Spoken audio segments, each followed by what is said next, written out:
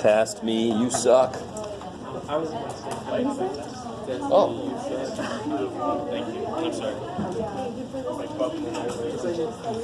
Everybody else not get their test back? Test.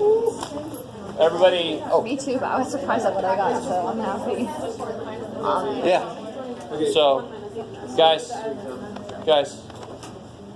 quiz tomorrow. Yes. Number 1. I don't know. It's written up there. Just crying. I will put the formulas on the quiz. So, and the formulas up there, just they'll tell you that's what it's on, right? Those 2 confidence intervals. We're going to go over some more stuff right now. It's just over the stuff we've done so far. But all the formulas you need will be on the quiz. The next test is next Tuesday. So tomorrow, Wait, Wednesday. It was Wednesday. let me average the guesses, and it comes Tuesday. No need to guess, though. It's on the sheet. Test 3, January 29th. Is that Tuesday? I don't know. Hope so. It's a Monday, actually. No, it's a Tuesday. 29th? Yeah, 23rd. Oh. I love you guys. We wouldn't be in class on the 29th. Dude, we're out of. That's another class. Yes. Yes. This shouldn't be surprising. This is a 4-week class, like we talked about. I guess So what? stop looking at me like The I'm finals evil. on Friday. It's the class you chose. Supposed to be failing. So quiz tomorrow, practice test tomorrow. I'm going to give that out, so Monday I'll have the answer key. There will be a practice final. I might give out Monday or Tuesday next week. We'll see. Then I'll have an answer key for it. Right? Sure. Okay, so let's get the last bit of this done. I want to explain the next section. We sort of skipped a section. We did section 8.1, and I always think 8.3 should come right off of it. Why? Because one's formula comes right off the other guy's formula. I want section 8.2 kind of by itself because it uses a different distribution. Oh, shit. And the distribution was created by a guy who worked at Guinness. Hey, Smarty. Guinness. start with your beer. Guinness is the choice of physics graduate students, by the way. Physics professors mostly. It's just anyway. So, what was going on with this? Just to tell you a real quick little thing. It was somebody working at Guinness, and he was trying to analyze some stuff with the Guinness in the Guinness factory. They weren't allowed to publish stuff. If they worked for them, they weren't allowed to publish stuff. So he published it under a pseudonym, alias, student. So it's called the student T distribution. Poor guy doesn't get credit. I even forgot his name. I'm sorry. Yes? I heard that he named it that to try to, like, keep other people from being able to, like, think it was useful. So you try to, like, name it something that was unrelated so people wouldn't think it was useful so they could keep using it. Well, he didn't use his own name so that they wouldn't know it was him that was publishing this. Because he wasn't really allowed to do that while he was working there. Oh, okay. Yeah, But yeah. it didn't have anything to do with, like, keeping No. competitors from knowing about it? Well, sort of, yeah. Okay. Just so they wouldn't know it was him doing Oh, it. okay, Yeah. All right. More money in Guinness. So here's the idea. If you prove it. It was more important than that. So guys, I didn't do the best job of this earlier. I forgot I was going to try to do this. We do sometimes know the population standard deviation because if I wanted to see, like, go to a certain, like, little area, little city where people seem to have better cholesterol levels. Are you with me?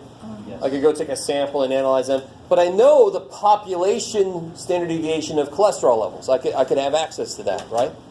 There's all these medical records. You can get metadata and get just the standard deviation of all cholesterol levels. I can get that. So that's true for any group in the population. That is the standard deviation. So there are situations where I do know sigma. I just don't know mu because I'm looking at a specific little area. So that's like this confidence intervals we did earlier. We can get X bar and we know sigma so we could use Z scores.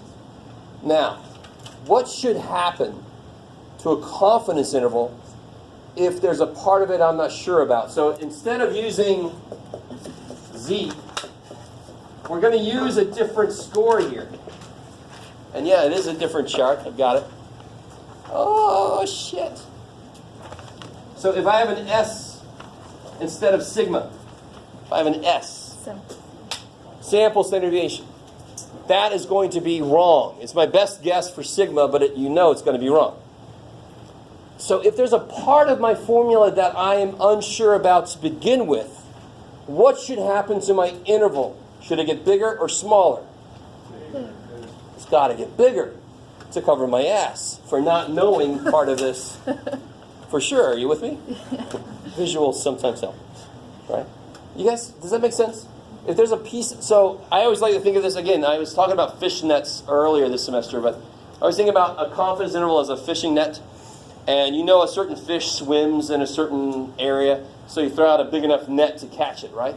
If you're less certain about the variation in that pattern, or how far it goes, you're going to have to throw out a bigger freaking net to cover for that fact, right? So we're not sure how that is different, or how different it is.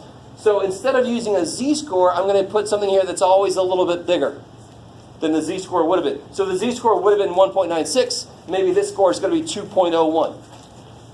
To make it a little bigger, to cover my ass for the fact that I don't know this.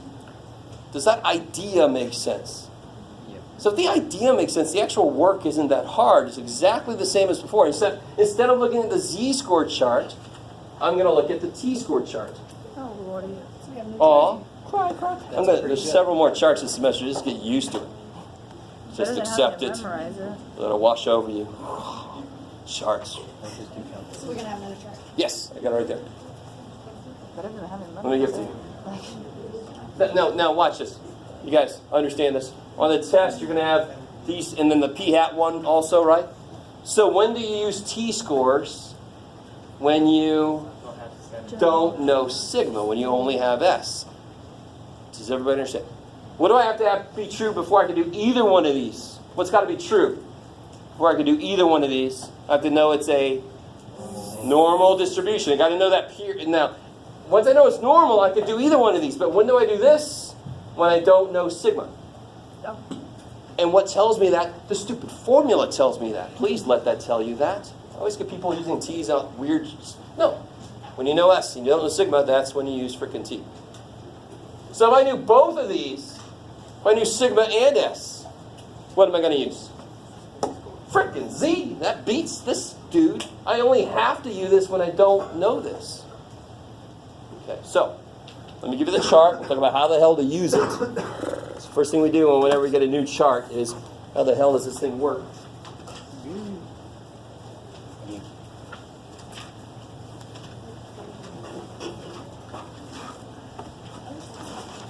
What? It's just plug and chug. Because we know the formula. You just have to remember what Q hat is, and that's 1 minus P hat. I love chug. I love it. By the way, I think I finally get keys to my office today. My little portable little thing out there, yeah. Yay. I feel like that's good for you, Jeff. It's just weird to not have a home. What's D of F? All right. You have 6.99 confidence. So, a couple things got to explain. One main thing is Oh, this is degrees of freedom. degrees of freedom. They could take my charts, but they cannot take my degrees of freedom. Irish. No Braveheart people, really? Or is that it's just for me? That's fine. It's fine because I like it. I might have used that phrase earlier when I was talking about sample standard deviation formula and why it was divided by n minus 1. Now I've got it going that way, so. Watch this. This is an interesting thing about averages. If I had... Oh, jeez. Like, it's not a bathroom over there. What's the computer? All right. Let's say I had 3 numbers, and I need the average to be 10. Good Lord. Oh gosh. A poor word. All right. If I have three numbers and the average needs to be 10, obviously the easiest way to do that is 10, 10, 10. Can you tell me anything about any of the individual numbers? No. But what can you tell me about all three numbers? What they add up to? Not just that they average to be 10, but they add to be 30. Think about it. Right? If three numbers add to be 30, 30 divided by 3 is 10, that's how they average to be 10. So how much freedom do I have in choosing those? If they could be anything, I just have to meet the requirement of 10 average. How much freedom do I have? I can make the first one any damn thing I want to. Give me a number. Don't say 10. 3. 7. Negative 5, I like it. 12. Damn, really? You don't put a negative number? And then we make this one 7. Right? In fact, did it have to be those? It could have been anything.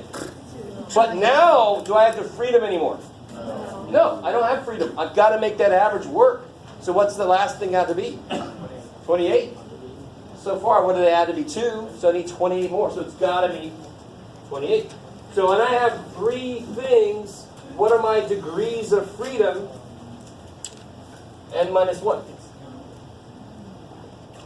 Does that make sense? Yes. You can freely choose 2 of them. Oh. And then the last one's got to be the thing that makes it the average. That is actually roughly what this is related to. To me, this is the best way to kind of get you to understand where the phrase came from. This is almost exactly what the math is all about. So if I had a sample of size 27, I'm going to look where? 26, because this is built on degrees of freedom. Oh. Degrees of freedom. Could they have made it N? Yes. Why? I don't know. Why they didn't. So how do you read this thing? All right. So now watch this, guys. I want to show you what's interesting about this. Let's say I have I need to do it all up there because everything's happening up there. Let's say I had, let me write on the same one. Yeah. Let's say I had N equal to 12. Let's say it's normal. And let's say I want to make 90% confidence interval. Now, if you draw a 90% confidence interval, everybody draw one. Draw a 90% confidence interval.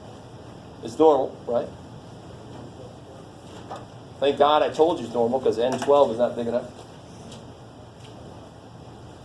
What percentage would you say is in the tails? 10%. 10%. Now, if you said 5%, that's 5% in one tail, right? 10% in two tails. Now, look at the top 2 rows there, and you see how it's set up. If I want a 90% confidence, that means 10% in 2 tails, which also means 5% in 1 tail. So you can't go wrong. Either way you look at it, you're in this freaking column, right? Now, another reason why they do that is later this semester, in fact, tomorrow and the next, we're going to talk about, yeah, it's still later this semester. I know, it's weird for me, all right? I don't do 4 weeks all the time. I say later, and I actually mean like 2 weeks from now, but today, I mean tomorrow. We're going to talk about testing claims. Like if somebody claims that something isn't equal to something, that would be 2 tails. Because how can you not be equal to something, bigger or smaller? But if I said, my claim is it's bigger than that, that's 1 tail. So that's really why they break it up into 1 tail versus 2 tails. Everybody sort of with me here? So, what's the matter? What's the matter? All right, 90% confidence. And again, did you draw yourself the picture? Yeah. 90% confidence. How much is in the tails? How much is out here? 105. Yeah, in 1 tail there's 0.05. How much is in 2 tails? 10%, 0.10. 0.10 in 2 tails, 0.05 in 1 tail. Either way, you're in this column, right? Now, where do I stop? N is 12. So where am I going to stop? 12. 10. 11. All right. So that's Are you okay? Are you having a stroke? why do we stop at 11? Because this is degrees of freedom, and degrees of freedom is N minus 1. I like it. 1.796. Shut up. Well, yeah, if you look at a 1 or 2 tails, you sort of can't go wrong. Now, people find ways to go wrong, but in a way, you can't go wrong. Oh, so You break it up into 1 tail, or you keep it as 2 tails, you'll get to the same column as nice. like it. 99% copper. So that would be 1.796 is what you would put right there. Whereas before, if we were using a z-score, we would have done 1.645. You guys remember that? 1.645, does it sound familiar? Yes?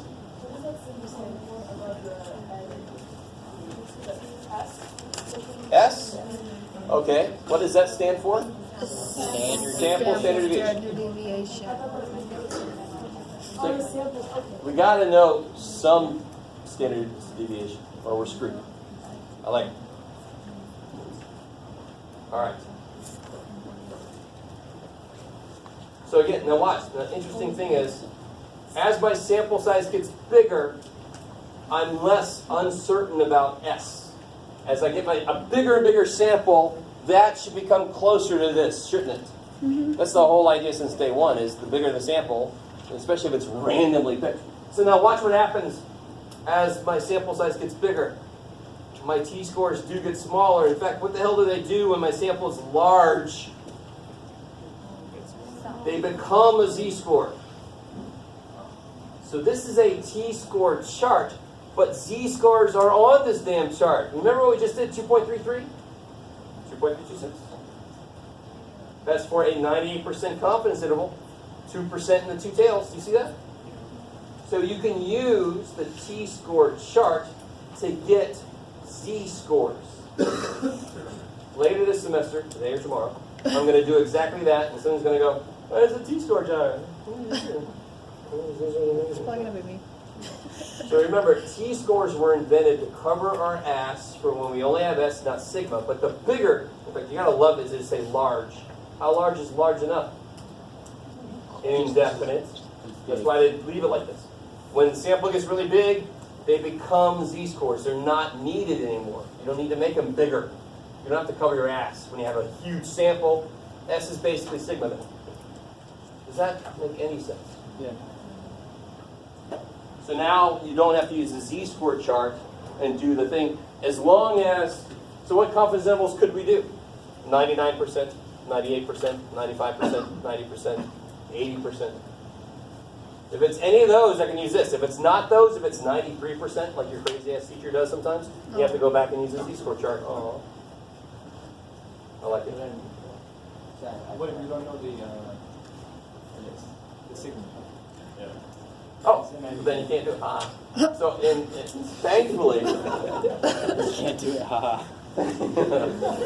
really, the only reason I do that is to make sure you know how to use the z-score chart to get z-scores, right? These are the most often used areas, the most often used confidence intervals. So obviously, I can't give you a t-score problem that's not on here. So how do you do that in general in real life? Well, you let a freaking computer or a program do it for you. You're not in real life yet. Aha. Right, you're here where you got to learn shit. Let me see. Oh, let me give you this here. Oh yeah, this is this. That's awesome. Where's the other one? There it is. Oh my God, dudes! I have so many freaking handouts today. This one. That's not even the one I want. Where's the one I want? Oh, is it on the other side of this? Yeah. There we go. Thank you. Now the other side of this should make some sense. So do the other side of this. It's the other side of the confidence interval. It's the one that talks about t-scores. Yeah.